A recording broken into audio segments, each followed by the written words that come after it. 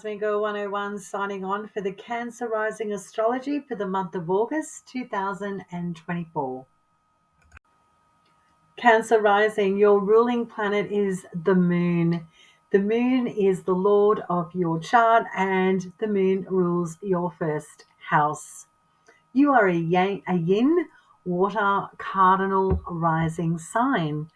I would like to say thank you before we get into the monthly because Cosmic Girl 101 YouTube channel is getting some attention, and it's all thanks to astrology enthusiasts such as yourself.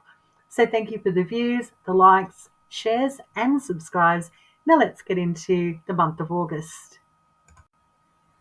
A quick mention about the slower planetary transits first for the month of August, because these planets are not making any changes in the month.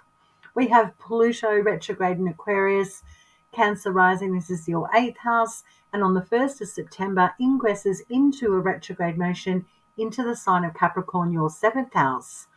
Neptune's retrograde in Pisces, your 9th house, and goes direct on December 7.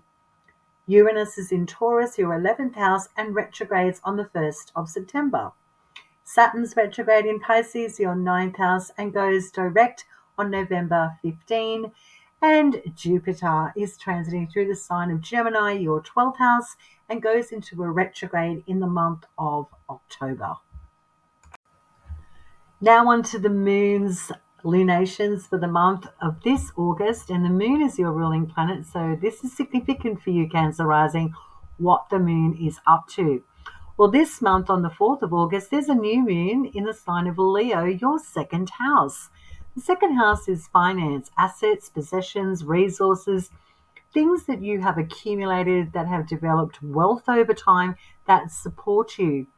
You may be beginning a new financial journey, taking on new financial responsibility, or possibly developing new skills or going into new courses to create niche skills that contribute to your finances and resources in your future that are going to support you in the long run. On the 19th, we have a full moon in Aquarius, and this is your 8th house. A full moon opposing that 2nd house for you as a Cancer rising, this is an aversion to your 1st house. So what could be obvious at this time for you is that you may not realize that there are other potentials in regards to expanding your house of assets and resources. You may be overlooking potential opportunities for different sorts of investments or different types of contracts that you may not have entertained. So if you've been skimming the surface and gone the tried and true road for a very long time in developing your financial house, this could be the moment where you realize, I don't have to stay the tried and true road. I can break out of this status quo, almost predictable space that I've been in. I'm ready to look at new financial opportunities, and this full moon can be quite revealing for you. The sun is transiting in the sign of Leo and will be for the first 3 weeks of the month of August. Now, Leo for you is that 2nd house of finance. So the sun illuminating your resource house can have you very aware of you needing to take control, more of a leadership role in regards to harnessing assets and resources. You may also be boldly stepping into new investment plans, or at least contemplating new beginnings in that 2nd house that you may not have been ready to look at. You may have been a bit gun shy, but that strong sun in the Leo place of its domicile sign can help you illuminate different paths forward. On the 7th of August, the sun is sextiling Jupiter in Gemini, your 12th house of things behind the scenes and unseen. The sun sextiling Jupiter can simply be some information or some communications coming deep from behind the scenes or the past that has its moment in the spotlight for you to go, there's a different path forward that can support my finances, or assets that you may not have thought were available to you are now being revealed. On the 18th of August, the Sun is conjuncting retrograde Mercury in Leo, your second house. This can see a return of an asset or a possession, or the return of an opportunity regarding a new skill, a new course that is going to help you build your bank balance in the future. On the 19th, we see the Sun square Uranus in Taurus, your 11th house. Now, a square is a difficult aspect. This is tension that is obvious to you, so a conversation may need to be had regarding a group or an organization that you're connected to financially, a friendship that may have a moment in the spotlight that needs to be ironed out. It's just a nuanced day regarding finances, groups, allies, and friends. On the 22nd of August, the Sun is going to ingress into the sign of Virgo, your third house, until the 22nd of September.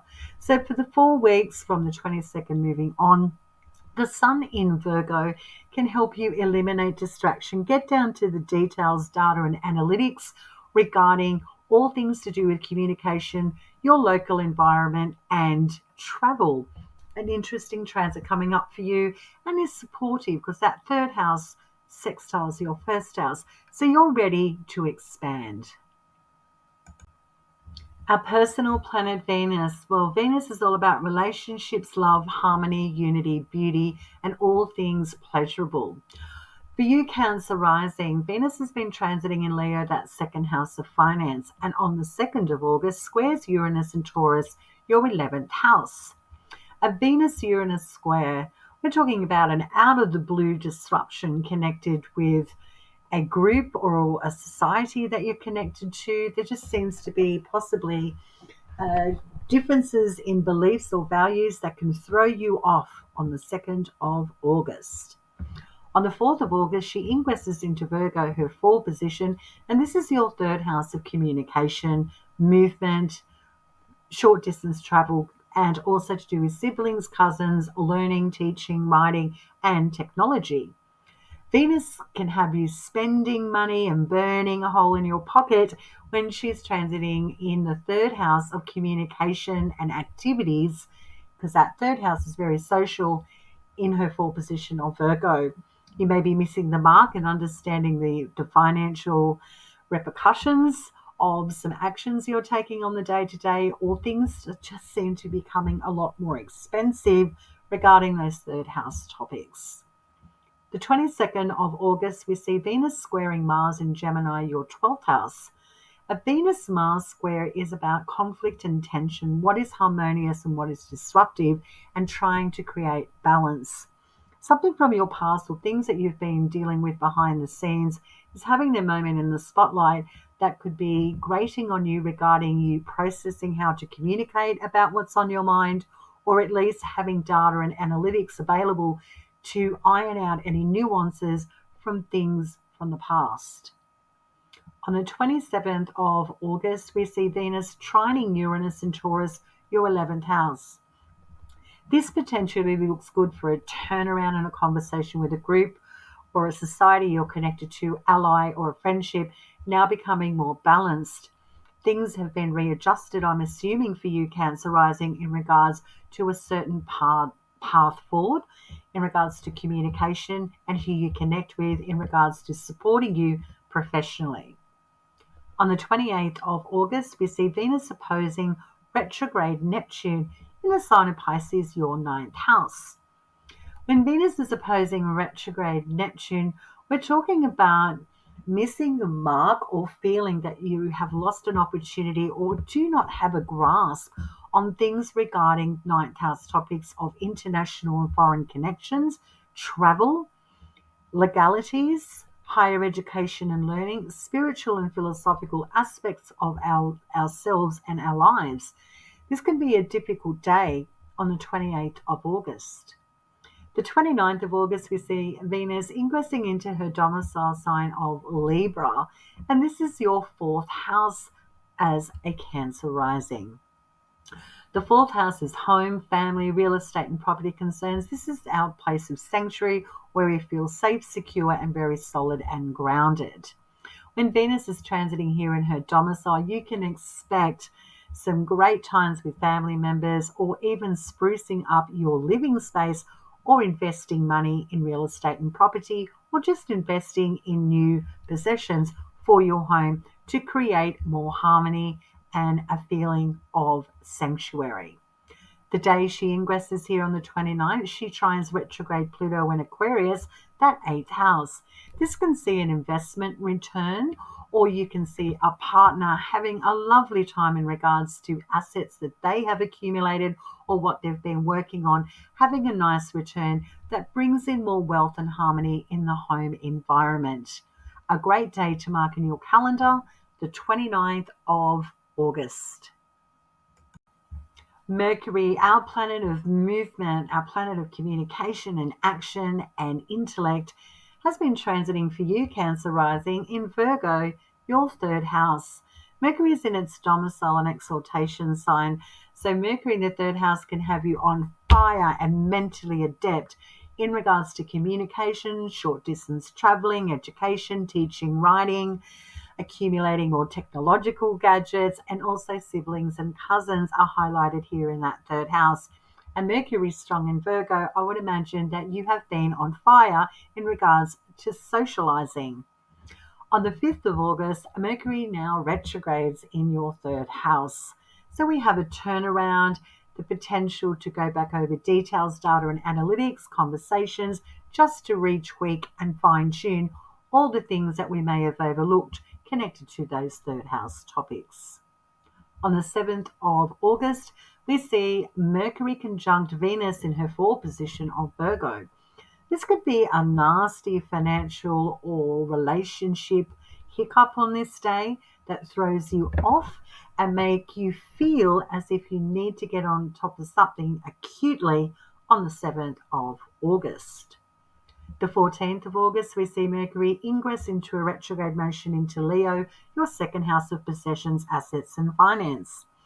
Mercury retrograding here can see a return of assets, can see a return of an opportunity to develop a new niche skill, or at least clear and end a debt connected to your resources. On the 24th of August, we see Mercury sextiling Mars in Gemini, your 12th house.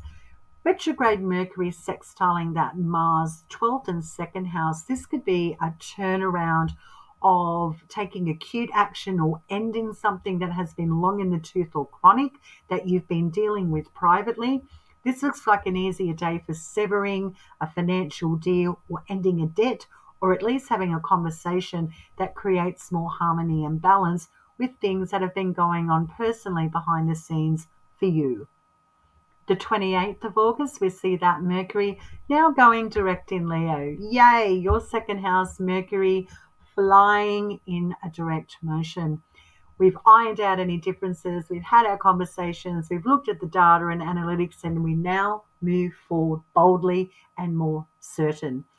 We're mentally more adept and acute, and we are firing on all cylinders when Mercury now goes direct in the sign of Leo, your second house of finance, as a Cancer rising. Mars, our personal planet of conflict, action, initiation, and passion. Well, he's been transiting in Gemini, and for the whole month of August is forward in direction, zooming through your 12th house as a Cancer rising. Mars in the 12th can have you eliminating, severing, and cutting out things that have been chronic, that you've been trying to deal with for a long time. Mars can help you finally sever, end, and cut off and detach. Mars can also see you struggling with processing things that have been going on for a long time, or having conflict with people behind the scenes that's not public as well when Mars is transiting in that 12th house. Mars in Gemini is like direct speech, sharp intellect, quickening, very, very passionate. And on the 14th of August, Mars conjuncts Jupiter in Gemini, that 12th house. This can see an exacerbation of a problem from the past, or things that you have tried to keep hidden now coming out in full force that needs to be addressed. A difficult day on the 14th of August. Cosmic Girl 101 signing off. Thank you so much for tuning in, Cancer Rising, to your August astrology. I trust you have a fabulous month, and I'll catch you next time.